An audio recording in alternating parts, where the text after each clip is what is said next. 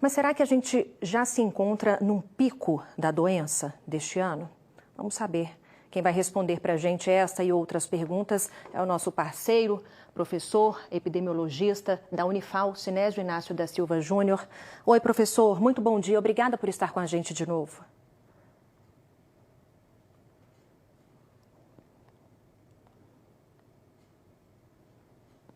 Professor Sinésio, me ouve? Ok. Vamos lá então, seja bem-vindo. Boa tarde para o senhor. Tudo ok com o áudio? Ok, perfeito, Suzana. Vamos bem. então. Vamos à primeira pergunta então.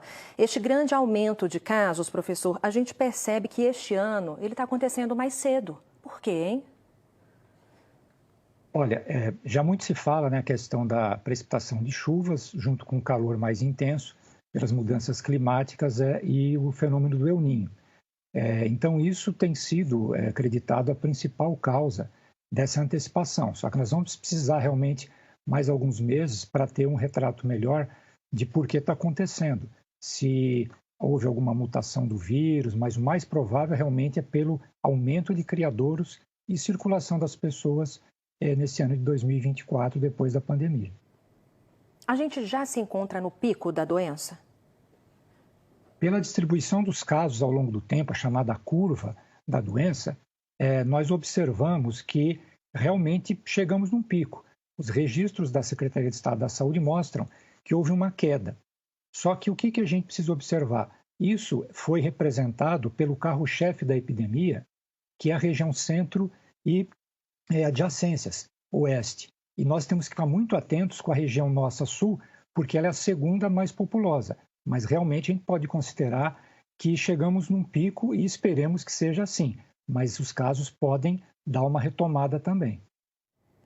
Ainda falando neste possível aumento de casos, o retorno às aulas, às atividades desta semana pós-carnaval, fim das férias, tudo isso pode intensificar os casos?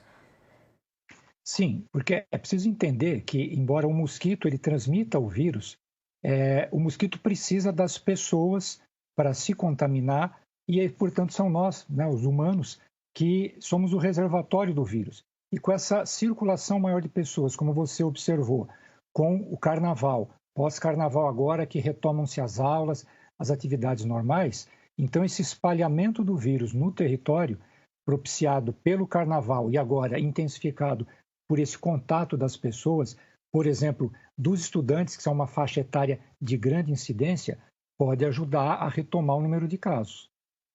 Importante reforçar que o contágio da dengue não acontece de uma pessoa para outra, mas que as aglomerações, o fato das pessoas estarem nas ruas, com certeza pode aumentar o número de casos. Por quê?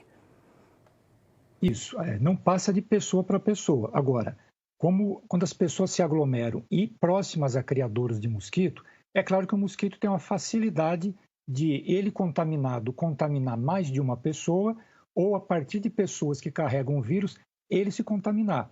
E aí é importante entender, o mosquitinho, se ele é interrompido naquele momento que ele está sugando sangue e não ficou satisfeito, ele pode ir para uma outra pessoa e levar esse vírus se ele estava picando alguém contaminado.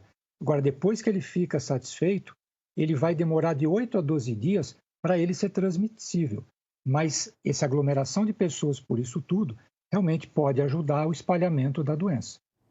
Por falar no contágio, na contaminação entre pessoas, muitas cidades estão com locais próprios para atendimento exclusivo de pacientes com dengue, professor. Como que essa estratégia deve ser administrada para evitar, então, novos doentes, novos infectados?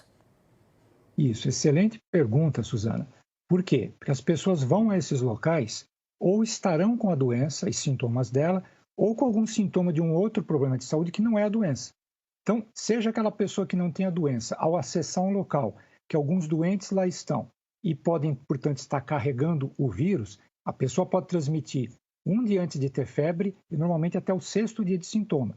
Se esses locais estiverem próximos ou tiverem criadouros, é claro que o mosquito vai ter uma facilidade de se contaminar, que vão ter mais pessoas doentes e, portanto, infectadas com o vírus e espalhar.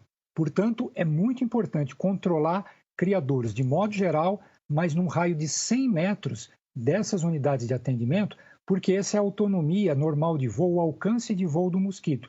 E as pessoas usarem repelente quando saírem, né, para as ruas, para os locais de trabalho e tal, e muito para esses locais de atendimento. Mas não deixem de procurar o atendimento. O professor, 2023 já foi um caso, né, um ano com muitos e muitos casos. E agora, em 2024, de novo, a gente vivendo aí uma epidemia de dengue. Por que isso aconteceu por 2 anos seguidos e quando deve melhorar?